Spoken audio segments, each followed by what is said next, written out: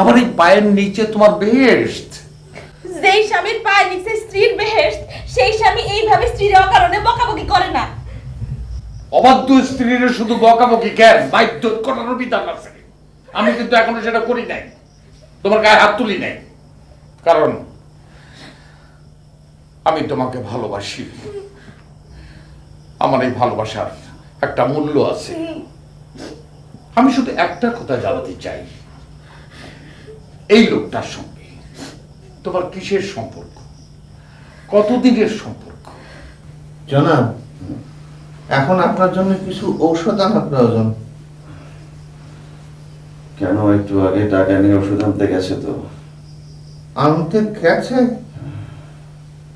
আপনি ওই চালককে কত টাকা দিয়েছেন জনাব? 1000 টাকা। 1000 টাকা? ডোন্ট ক্রাই মাই সুইট লাভ। এভাবে কাঁদতে হয় না। তুমি আমাকে সব কিছু খুলে বলো।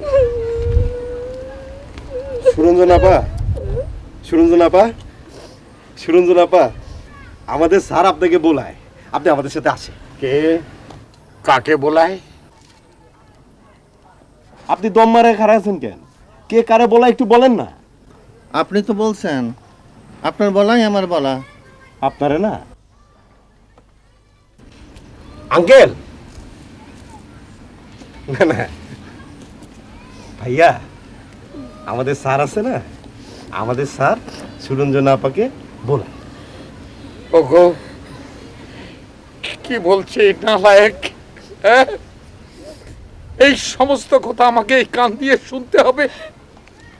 এই জন্য আমি তোমাকে বিয়ে করেছিলাম? এই ছিল আমার কপালে।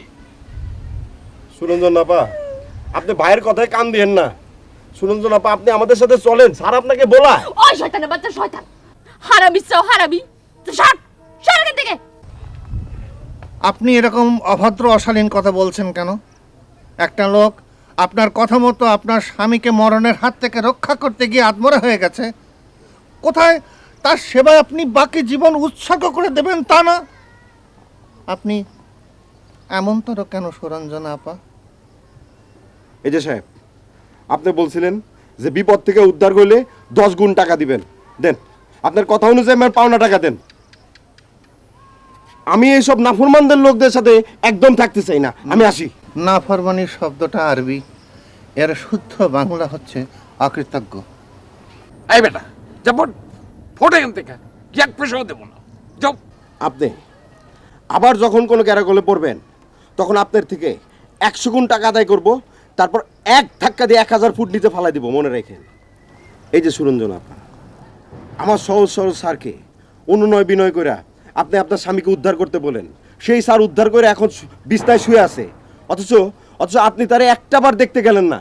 আপনার তো উচিত ছিল এই জীবন উৎসর্গ করে স্যারের সেবা করা।